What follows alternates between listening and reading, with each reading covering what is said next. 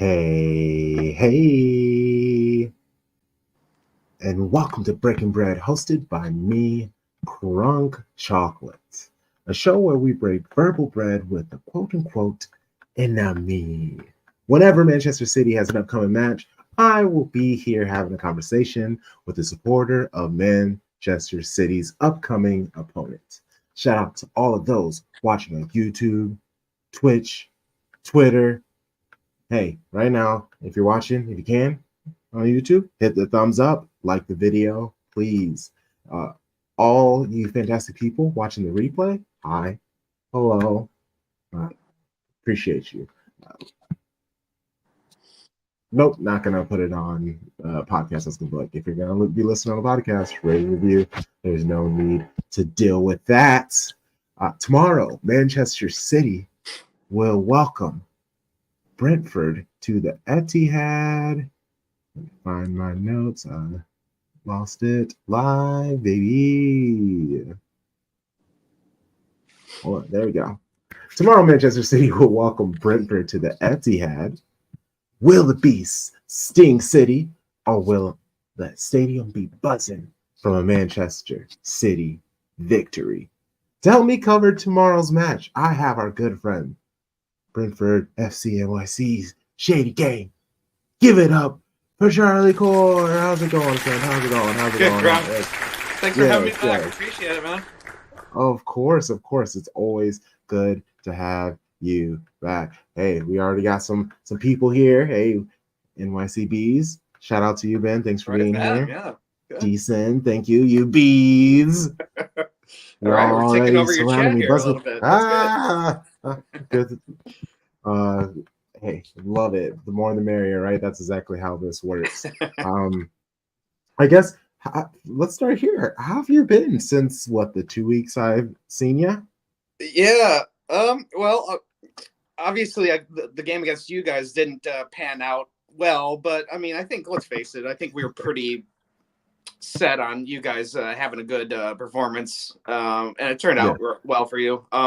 We did what we had to do, though, right after that, which was go on the road to Wolves. I mean, we were desperate for points at that point, kind of flirting with that, relegation zone by like about 3 points or so. So that was vital.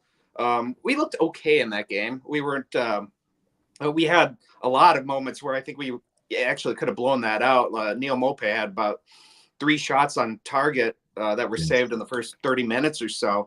But we ended up getting the 2-0 win and the 3 points, which was massive because then we knew we had to face Liverpool this weekend, and it was definitely one of our worst performances. I mean, defensively, we looked just horrible. There's I really can't say a whole lot after that game. And I think, I mean, when you have Thomas Frank actually coming right out and kind of calling out the defense, he's a very mellow kind of guy when it comes to what he says to media. But the fact that he actually called them out and said that it was a step back, I think I would hope these past couple days of training really kicked them into another gear to get ready for you guys again, because we can't have that. Even if we don't get a win against you tomorrow, I mean, we have to do way better than how we looked against Liverpool. So that was pretty disappointing. So I mean, that's where we sit. We're 14th in the table right now, which I don't really see us getting more than maybe a couple places higher than that when the season's all in the books. But we're clinging on, and who knows? These big games against big opponents. We're always waiting to see if a few guys really stand out. And look at the last time against you guys, Flecken had a breakout first half. I mean, he had an assist, he had 9 saves. That's the kind of stuff we need, but obviously we need it for a full 90 minutes. And, as has been the case all season, we have not had one of those types of performances the whole way through. That's what I said in our recording last night when we gave a quick review of the match. Your team does a very good job at starting matches very intense, keeping that energy, that pressure, and it wanes off. I don't, and it's a collective. It starts with a few people here, and I understand that maybe they're just getting their breath back or whatever, but usually it's when they kind of turn off. That's when teams tend to turn it up, get a lot of goals fairly quickly, and then you have to open up naturally, attack a little more, which makes you just more open for goals. Yeah. It's sad to see because, like I said, I don't mind Brentford, and I wouldn't mind seeing you do well. I want as many teams to muck up that two 2 to 6 as possible. I want it chaotic, Sure. honestly. So Yeah. Let's start with Thomas Frank. You mentioned that he kind of called out his squad. Last I chatted with you, a lot of people feel very positive about him because of what he's been able to do for Brentford. And we've seen a lot of teams not similar to Brentford, but in the general area, they're all shedding their managers and they're finding some new young thing who has like creative ideas and maybe changing the mentality of the club. How are you feeling about Thomas? Are there any like Frank out whispers starting to happen? Because I know generally the Brentford fandom is actually pretty pro Thomas. Without a doubt. I mean, there's very little of that, and I think that's kind of just been one of the things that sets us apart as far as sort of being in sync with kind of management and the club as a whole. We all know his vision and tactics, and we know that there's going to be times that we're going to struggle and maybe even struggle royally. This Liverpool game was one of those instances. But I mean, he's such a good tactician and just an intelligent mind that I just don't think, even with a really dry spell, we never really seem to get into that moment where like, all right, he's the reason why we're not doing well or something. And that's just is not, there's just nothing you could argue to say that that's, most times, his case. I mean, injury wise, we've been terrible. If he'll call, like I said, he'll call out bad performances when they happen. And look, defensively, like last season, we were one of the better squads in the league as far as fewest goals conceded. I think we're top 5 or so, and to have a decent amount of that group back, but half of them are injured. So that's kind of been our story. So with Thomas, I've never felt at one point definitely in our Premier League run, there's not been a single moment I think that we could say like, look, he's the reason, and we need to start looking. If anything, I would argue that it's almost been the other way around. As soon as like Jurgen Klopp made that announcement and said, "This is my last season," all of us in Brentford fandom were like, keep your hands off Thomas Frank. We don't want you. Don't you even think about it. Exactly. So I mean, if anything, we've kind of shouted to the high heavens about that kind of stuff. Even with us struggling, at the bottom half of the table right now. So so we know that there's going to be massive stretches where we're going to be struggling, but not because of him. I really like. It's amazing. I love kind of the affinity that we've had toward him because it's so rare these days. You're not wrong. Oh, man, I don't know. Thomas Frank, he doesn't, I mean this in the nicest way. He doesn't give me Liverpool energy just because to me, I feel like whoever goes there has to be some sort of abrasive. Just like I don't really like the idea of Xabi Alonso going there because he seems very cool. And that's just not the energy that I tie to Liverpool. And I could be completely wrong. No, 100%. I mean, I think the affinity that comes is like, when you've got guys like Jurgen or Pep and others that, sung high praises for him. That's kind of the thing that Thomas Frank has had in his side is, going into a match or after a match, a lot of the top managers have just sung his praises. and he's kind of gotten stuck out of that. Has gotten kind of revised contracts in the past a little bit to bump up his salary naturally. So yeah, that's pretty much what Thomas has working for him. But you're right. I mean, as a top 3 to 6 club, you need a big personality. You need somebody also who has kind of been down the road for all the success that Thomas is doing on such a limited budget and roster. We're grateful for that, but at the same time, he has no track record of something at a bigger club or anything, and so that kind of thing is against him from that argument. Yeah, Brentford is really his biggest role. He's at Brøndby, and wow. So yeah, that Liverpool would be a real big it'd be step huge, right? So I'd like to believe you're safe at least for now. Maybe a couple more seasons. Yeah. Well, let's talk about the staff, or not the staff, the club, your players, a little bit, real quick. Sure. Keep it pretty simple. Who is someone on the squad that you would say has excelled, and on the other spectrum, who is someone on the squad that you feel has disappointed? And you can pick whichever you want to start with. Sure. Well, we'll start with the excelled side of things. Unfortunately, a lot of my top guys are hurt. I mean, I would have said that for most of the season, before he got hurt, Brian Buemo and Ethan Pinnock just got hurt. Those two were probably the top players performance-wise. Brian was, kind of finding his groove. Ethan, in my mind, was kind of our MVP for a stretch. I mean, he's come up with some, just massive interceptions and plays, throughout the season. I mean, who knows where we would be at if he wasn't in the mix, kind of bodying some of the strikers out there.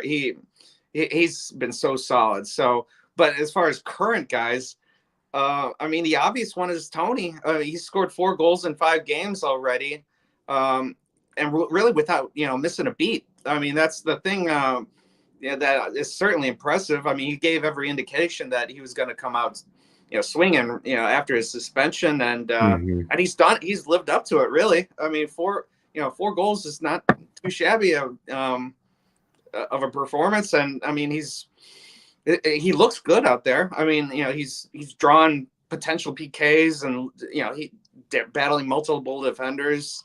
So that's kind of the trio of positive guys, which I wish I could say more, for somebody that's been with the club throughout the whole stretch. We just haven't had too many candidates that kind of fit that description. The other way around, disappointments. I mean, that could be a long list. At the moment, I'm kind of leaning toward our center backs, Neil Collins and Ben Mee.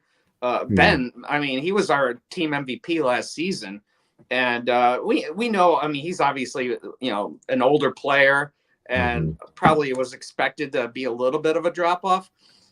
He's had some really bad moments, and not tracking back on certain key players, as we saw on one of Liverpool's goals, which is incredibly disappointing. I mean, he's still like seems like an incredible leader and everything, and he's got a lot of intangibles that are good for the locker room. But performance-wise, he needs to be a lot bigger presence out there. And then Collins, oh my God, like again, like I said in the last time we talked, he was kind of one of the guys that I was really looking forward to the most after seeing him in preseason. And he's just had some awful games. The Wolves game was bad. This Liverpool game was bad. I mean, there were moments where I just see there's so many holes in his defending. There were a couple times, like against Salah, that he easily could have intercepted the ball, and he just kind of had himself turned in a weird way and couldn't recover. I mean, I don't know. It's kind of shocking that he's had a couple really, really bad performances. So I have to pick on those 2 center defenders in particular, especially since we're going to have to rely on them. I mean, now Pinnock is not in the lineup for probably late March, early April.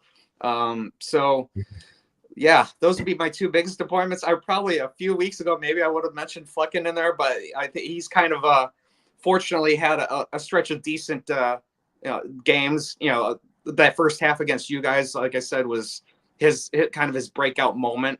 So Flecken's off my my crap list, and he's kind of in the middle right now. So I'm sure Flecken appreciates it.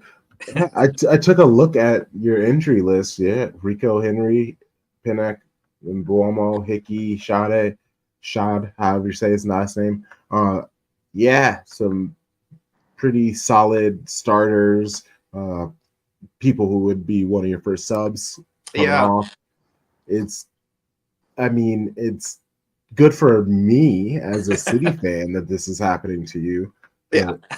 You naturally would like to play every team at their best, It's going to be. The thing is, though, we're not at our worst injury wise. Maybe a month ago, it was the list was more than twice as long. Surprisingly, we've actually gotten a little bit healthier. And if you look at these last couple games, like our bench, actually, our first 2-3 options off the bench are not that bad, at least on paper. So if that gives me a little bit of a sliver of hope that at least we've got a little bit of depth. Maybe not defensively, the depth is not there, but at least attacking wise, at least we finally have more than a couple options right now, which is good to see. So yeah, it's we're kind of clutching at straws, when it comes to that the health, but yeah, if you look back to compared to about a month and a half ago, we're actually in a lot better spot. How is Brentford's academy system? Do you have any young players coming up that you guys that you're excited about? So the Brentford has a B team system, and the weird thing is, like, we haven't really seen a whole lot of movement in between. I'm not sure the reason why or anything. The weird thing is, like, we just haven't seen a ton of people that have kind of made that step, that progression into the first team. We've seen people like occasionally make their debuts or have Thomas is like he's really sticks to his group, and it just hasn't really panned out where we've seen 2-3 B team players immediately on the roster and Thomas just inserts them right away, and that's just not in his nature to do that. So I don't have a good reason, answer as to the reasoning for it. Maybe it's something that they're still kind of structurally trying to figure out a little more. But yeah, we always kind of hear like little nuggets of somebody, having a decent little stretch, but it just never translates into the first team. And but the weird thing is, like, some of those B team players have hung around for a little longer stretch. So I would hope that within a year or two, some of them make that step. But like I said, if they do make the roster, the first team roster, it's either to just fill bench space or not much more than that. So yeah, that's a little disappointing, I guess, to see like nothing's panned out immediately. Again, this is our third Premier League season, and to be able to say somebody from the first season is all of a sudden just making waves. We just haven't reached that kind of point yet.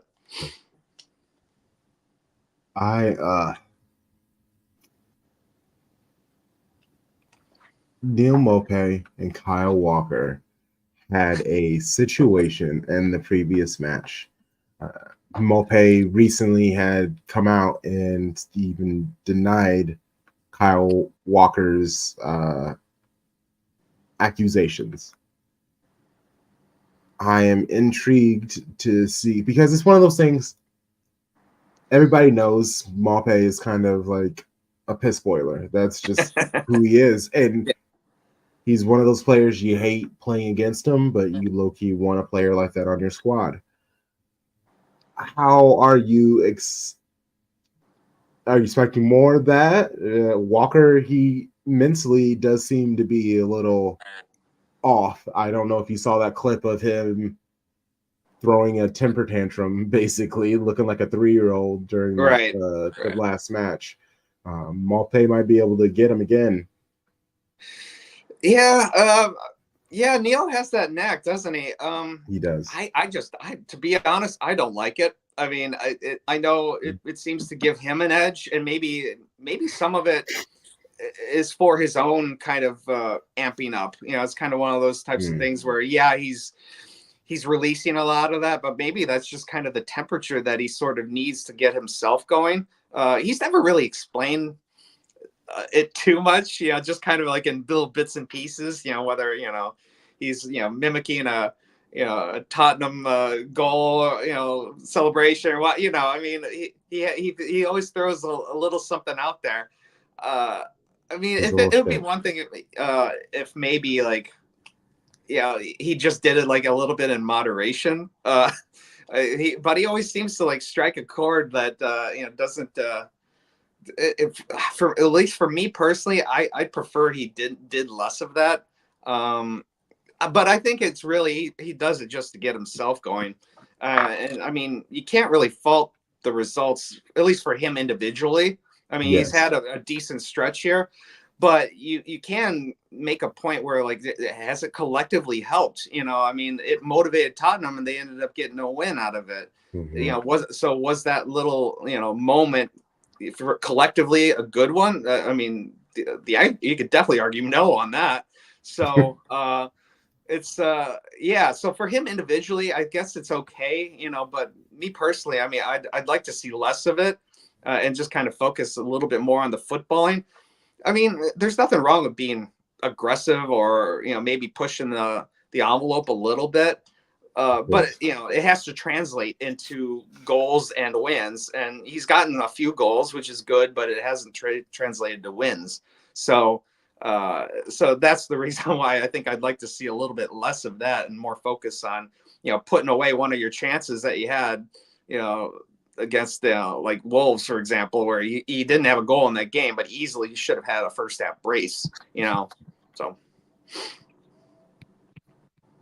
Did you hear after the Liverpool Brentford match, Jurgen Klopp's quote about his conversation with your boy Ivan Toney? I didn't. I mean, I saw the embrace, and I never like looked a little more deeply into that. I know that there were some comments, but yeah, I didn't really focus on it just because Tony makes these kind of comments, you know, and he does. He makes it hot these for types himself of all the comments time. all the time. So I mean, I didn't even like think twice about anything that he says, just because we all know he wants to play for a bigger club eventually, and you know, who he's followed as a, you know, growing up, and, you know, fandom. That's just unfortunately who he is. He's not the most like PR savvy kind of guy when it comes to like tactful. supporting Brentford. You know, it's but you know, you kind of, you know, put up with it. You know, you just kind of hope that he'll just show up on the pitch, and you know, like you said, he has 4 goals in 5 games. You know, he looks good out there. But yeah, I mean, there's always that possibility where, you know, he'll be on, you know, he'll badmouth Brentford, and you know, that's one of those things that just the club has just not been able to manage that. And his choices of like who to pick for interviews, and it's all over the map. So it's kind of one of those things where it's funny. Yeah, him and Mope, like they each have kind of like their quirks that are just, you know, very, you know, again, maybe self-motivating. I mean, it's kind of, I am intrigued by Tony, the fact that he, you know, when it comes game time like that, he is one of the most locked in players I think I've ever seen. Yes.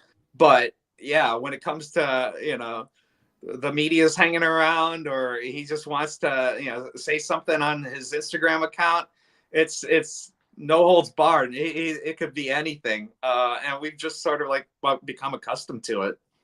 Yeah, I have Klopp's quotes. He was asked post-match what that situation was. Klopp said, it was more like smiling at him. He's handful.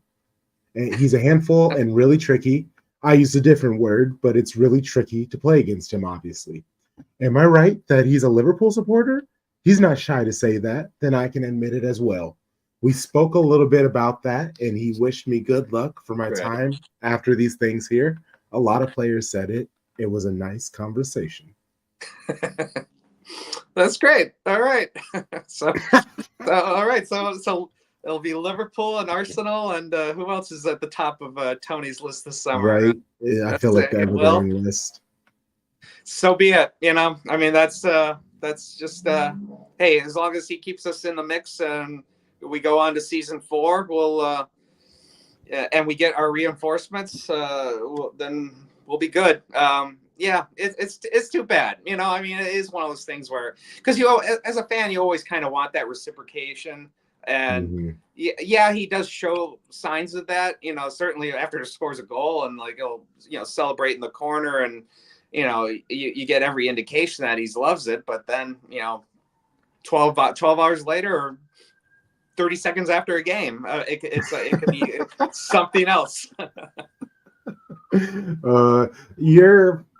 You say season 4. I think you're fine when it comes to relegation because you're 5 points above Luton Town. Right. And I think that's a pretty solid amount.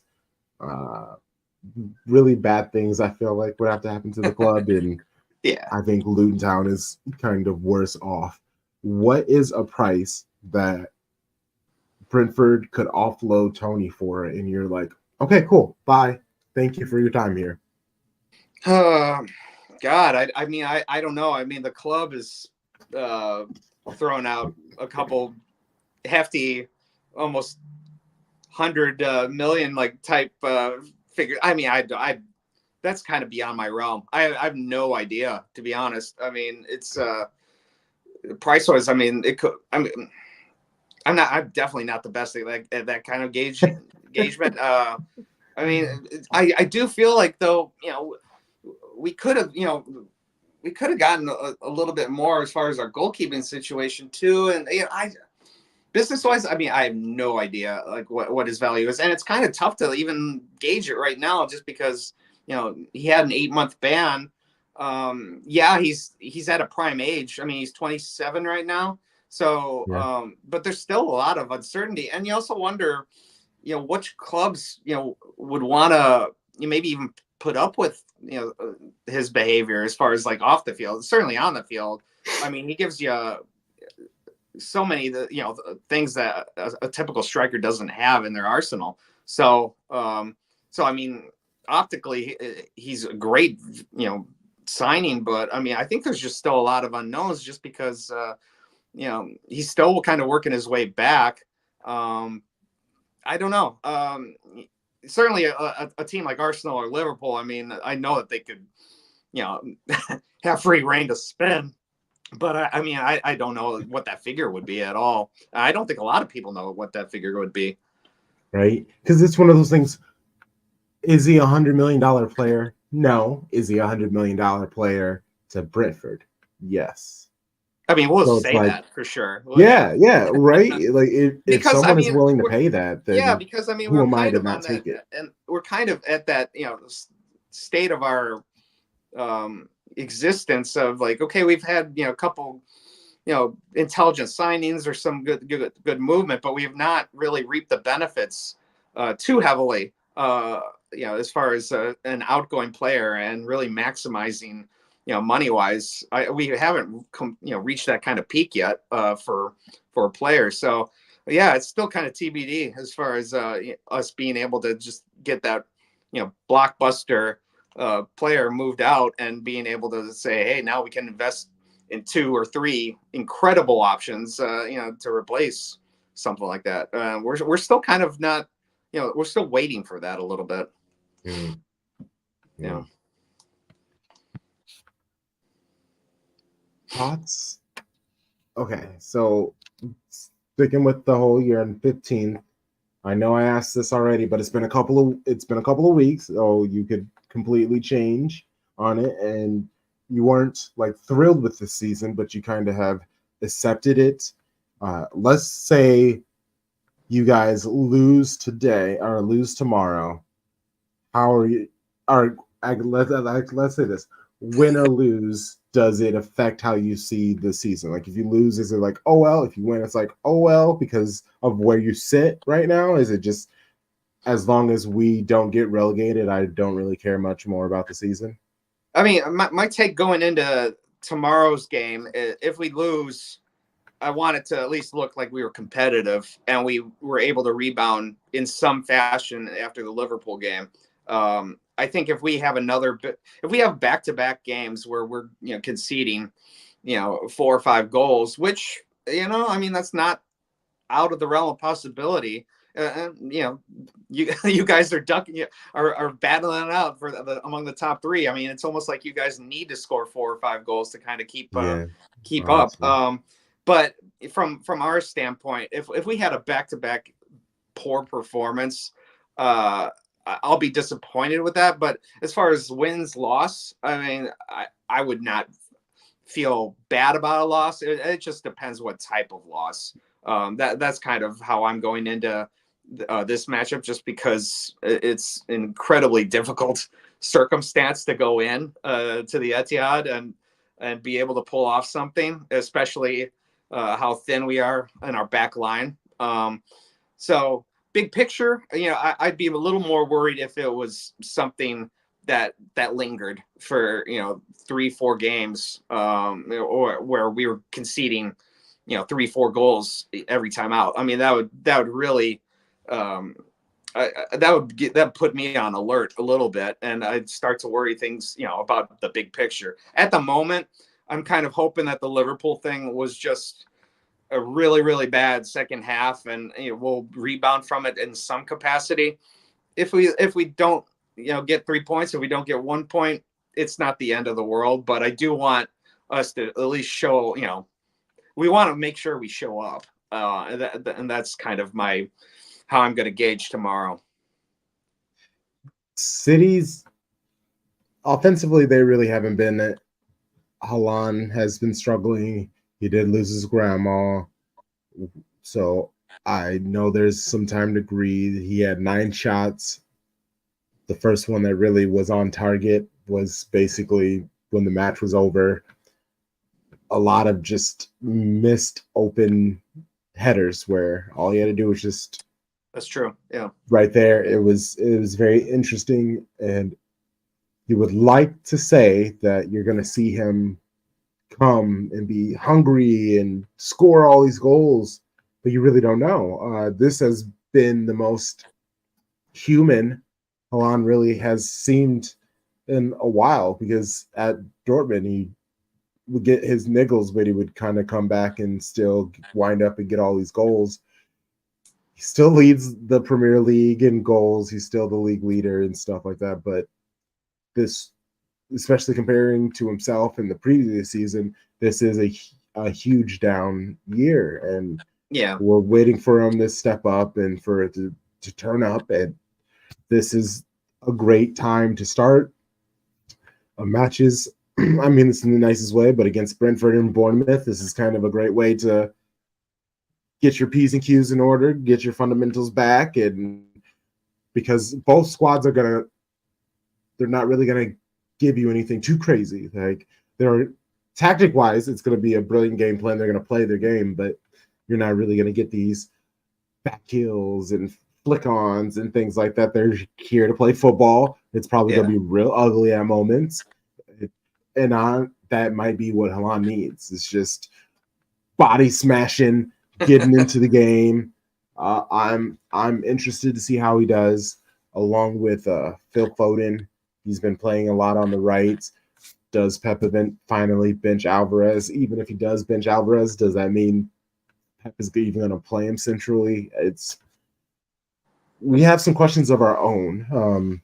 It doesn't. yeah, It they're doesn't not make me worry terrible about questions. us. Look, I Yeah, mean, exactly. Look, Holland. Like, I mean, I mean, God, he's so due for a breakout, and is Tuesday the day? I mean, I would not be shocked whatsoever. I mean, and he's been, you mentioned the kind of the open headers, but he's also had some chances where, I mean, look against us the last time, Flecken had that great kick save. Holland easily deserved a goal on that. And so you definitely can't fault his approach against us. I mean, he definitely should have gotten something there. So he's on the fringe, but I mean, God, that's a good problem to have. Is Yes. he's still finding some great high percentage chances. I mean, that's what you're going to get out of him. Like when you're in that range, the fact that he's able to be there. Yeah, I mean, look, he's looked like a superhero, in stretches last season. I mean, it's tough to even replicate that. Some players do, and I think a lot of people, especially in the fantasy world, we're banking on it. But I think I would not be, if I were in your shoes, I would not be worried whatsoever. I mean, and now it's kind of prime pickings going against us, with a back line that's kind of in shambles. I mean, Yes. I'm sure he's just so eager for Tuesday, that I think I would not be worried whatsoever as far as the hiccups he's had this season. I mean, the goals will definitely come. Well, thank you for that. Well, I do want to quickly look at the matches that have been played for both of our squads since we have played each other Cool. just a few weeks ago. Just 2 games for you. You beat Wolves on the road 2-0, hard-fought match. And then, like you said, welcomed Liverpool, and they dispatched you guys. You looked good at moments. And then Darwin Núñez, man, he scored a goal. And Yeah. he doesn't do that often. And he tries the spectacular often, but normally doesn't shore out. And I don't know. I was shocked when I saw it because I was just like, "Oh wow, it does." It was cheeky, yeah, that's for sure. Yeah, is that a sign of Núñez's form, or like you said, your defense is kind of struggling right now? Is just a perfect situation for him. Yeah, I mean, it was definitely a combination of both. I mean, Darwin's like, he's always been, a very active guy up front. So I'm not surprised that he got something like that. But, you look seconds before that. I mean, they got it on the counter and just some horrible defending on our part. That basically was like 2 on Flecken, and I mean, that's really what it boiled down to. And also before, in the lead up to that, I mean, we were actually not too bad. You mentioned it before, as far as like our starts have been decent, and we've had some moments. I mean, and once again, Liverpool. I mean, we first 30 or so minutes we were okay, and Tony had a couple adequate chances, maybe not with the force as far to get something on frame, but he was lurking around. I think Norgard had kind of weak shot. So we were the Núñez goal was actually, I want to say that was Liverpool's first shot. If I might be wrong in that, but I have a feeling that might have been the case. So up to that point, we actually were kind of holding our own. And then, that second half, just the wheels fell off, and it was just bad. I mean, Neil Collins had 2 really poor moments. Ben Mee didn't get back for a goal. It was just a complete chaos defending. So yeah, I can't read too much into the game other than it was kind of the pattern of how things have been all season. I mean, maybe we could have gotten another goal or two. I know Tony, we probably should have gotten a PK like in the 72nd minute it was. But he ended up scoring a goal like a minute or two after that. So, we could have maybe gotten a couple, but the Liverpool game just defensively was horrible. But yeah, that first goal with Darwin, I mean, he looked good, and he did absolutely everything he needed to, and he got a great highlight out of it too. I will be very interested for basically Tony against Ake. Because that's what I assume we're going to be seeing. Because Vardiol is still out at the moment. And that means we're going to have Ake. Chelsea were able to take advantage of the Doku Ake press pair that they were what City were trying to do. I will be intrigued to see, because I don't think Flecken's gonna get another assist. I don't think they're gonna be able to get another play like that on them. Yeah. But I am interested to see what changes that they have made, especially in 2 weeks, because it's like, how much really can you implement in that time? I mean, one of our, I wouldn't call it strength, but I mean, definitely like what we want to do is we do want to be a counterattacking team. And if you look at, your game against Chelsea, especially that first half, I mean, you guys were so susceptible to the counterattack. I want to say that Chelsea probably got behind your back line at least like on 4 instances in the first 45 minutes. And of course, Sterling finally, actually got the goal. But, that's the way to attack you. I mean, as far as trying to be able to find something out of it. So, I mean, the hope is that we can kind of come up with a blueprint sort of similar to that as far as hopefully taking advantage of an instance like that. I mean, I don't foresee too much happening as far as being able to break through, but you never know with the speed of a guy like Johan Wissa, and the right, Tony getting the ball in the right spot and be able to get a couple defenders and then send Wissa on his way. There is the possibility that we could scrounge up an opportunity or two like that. So I would hope that that's heavily our game plan. I mean, especially being on the road, because we're going to sag back defensively. There's just no getting around that. So I mean, Chelsea showed that they that's the way to do it. And I mean, if anything, they could have probably taken advantage of that a little bit more and maybe gotten 2 or 3 against you. And that game was so weird. I didn't watch the whole thing, but I saw spots of it. It could have been a variety of score lines. It ended up being a 1-1, which is like as a neutral, that probably is the most just result. But I mean, it could have been 3-3 or 3-1 either way. I mean, it was such a weird game. Just all the chances. But I mean, you guys had a lot of chances, but Chelsea had more shots on frame than you, I think. Yes, it was 6-5 or something like that.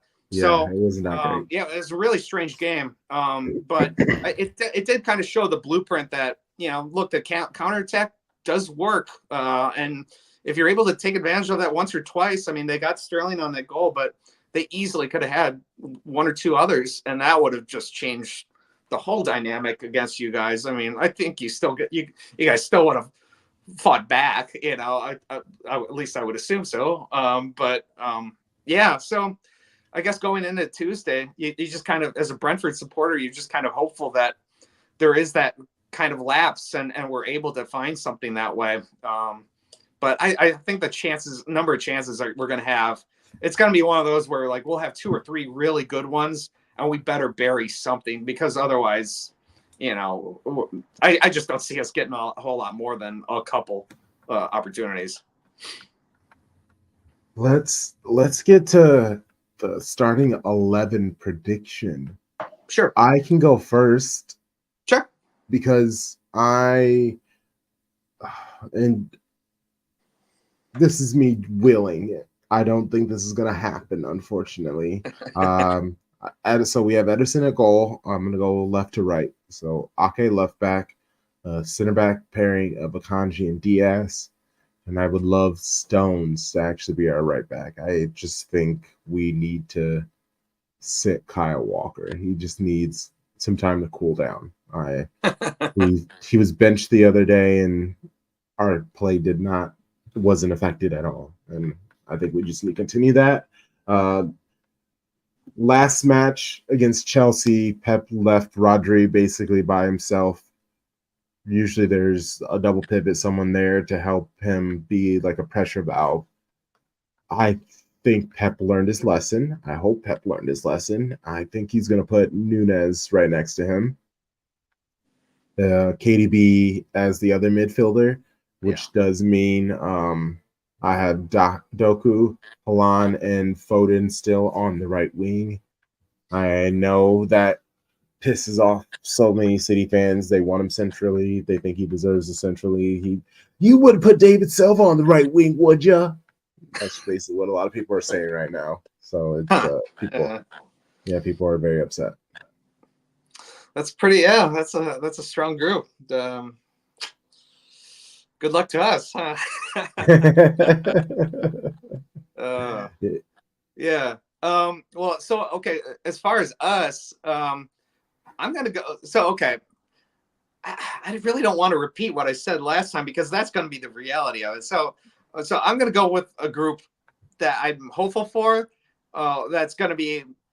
There's no chance that Thomas Frank would go for it. Absolutely none.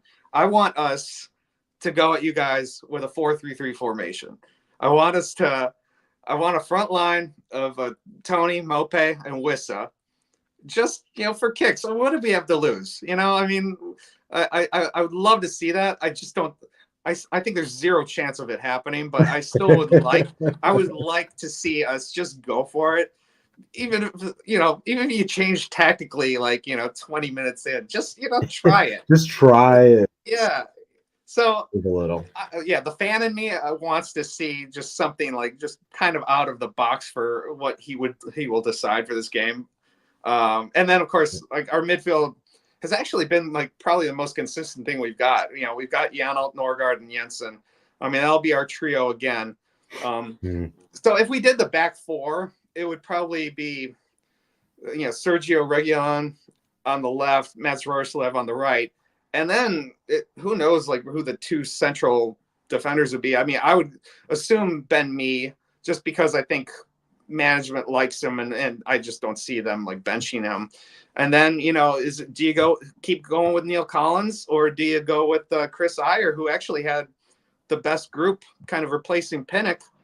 He played, adequately against Liverpool, so you could make a case that Iyer would be in for Collins, and I would not be opposed to that. So that would be, and of course Flecken in goal. So that would be my, hope is just try a 4-3-3. But as I said last time I talked to you, I mean, it's probably going to be that back 3/back 5. And so that would be, Reguilon on the left, Roerslev on the right, and then it'd be me, Collins, and Iyer together at central. But that is such a slow group of central defenders.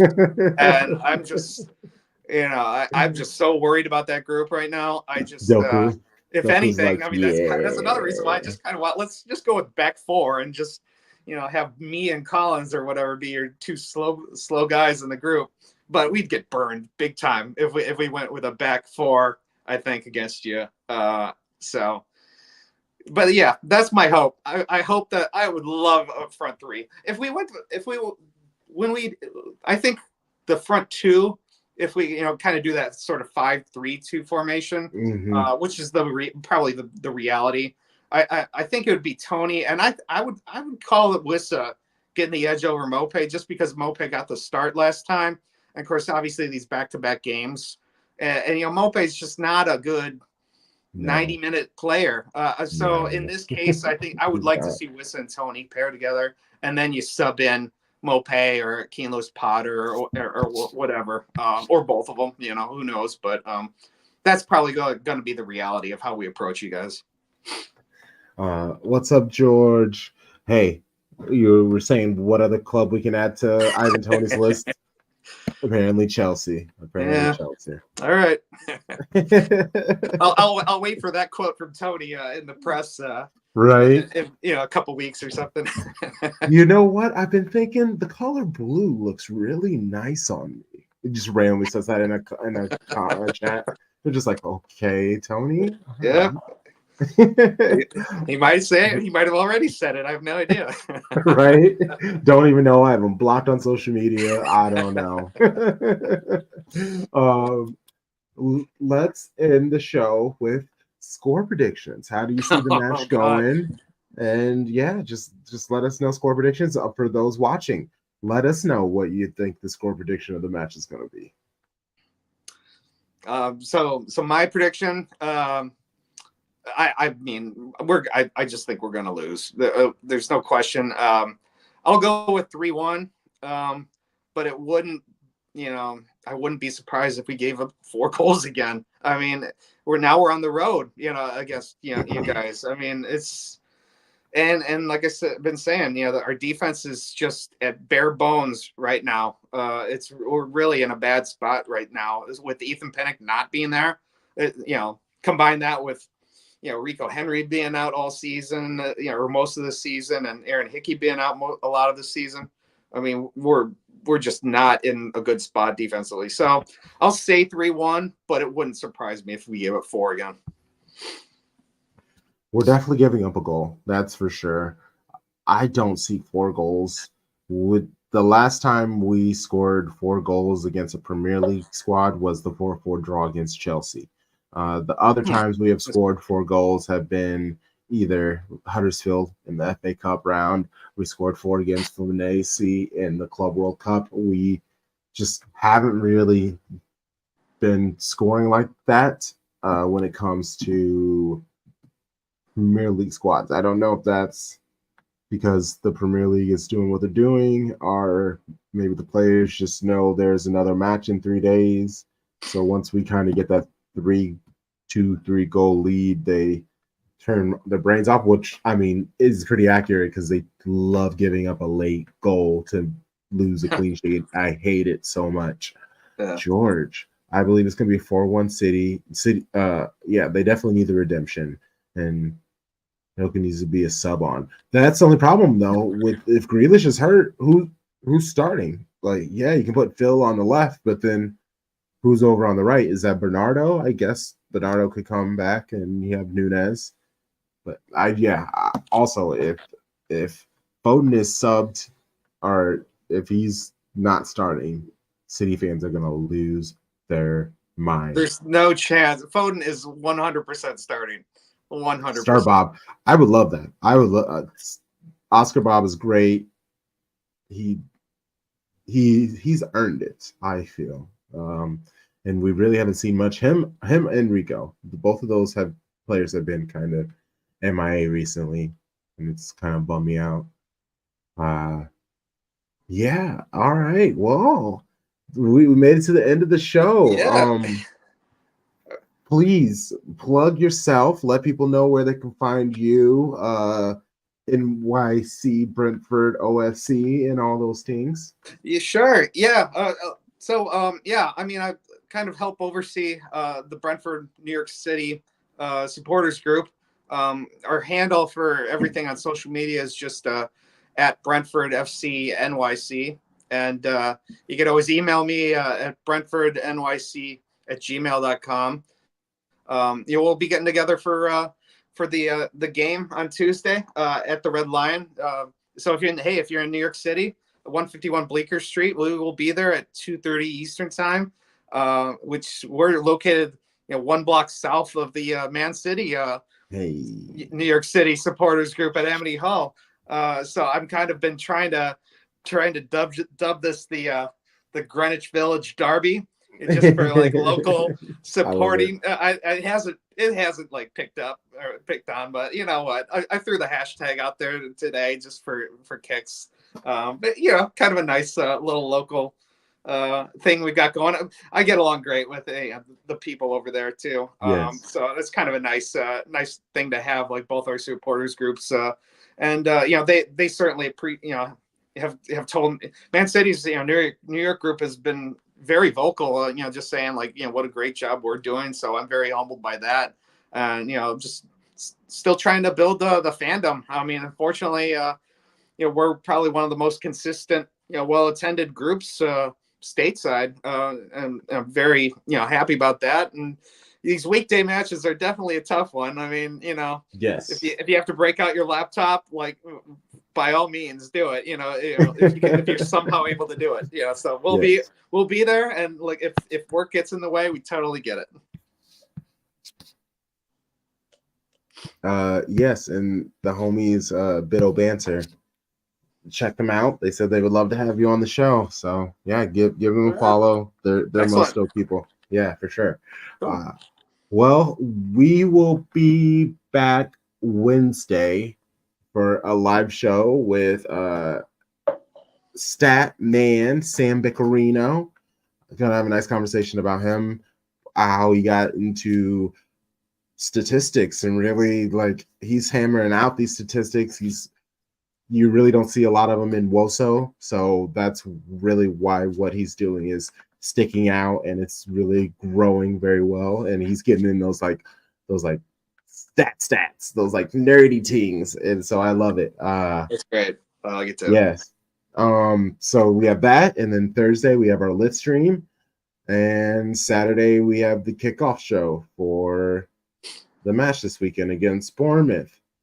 Plenty of things out, and our new episode just dropped this morning. So plenty of things for you, Shades of Blue or Shady Gang. We are Shades of Blue. Oh man. Also, George, appreciate you. Y'all keep doing your thing as well. Shady Gang, once more, please give it up for our friend Charlie. Thank you. Appreciate it. Yes. And you know the vibes. Shady Gang, Shady Gang, Shady Gang.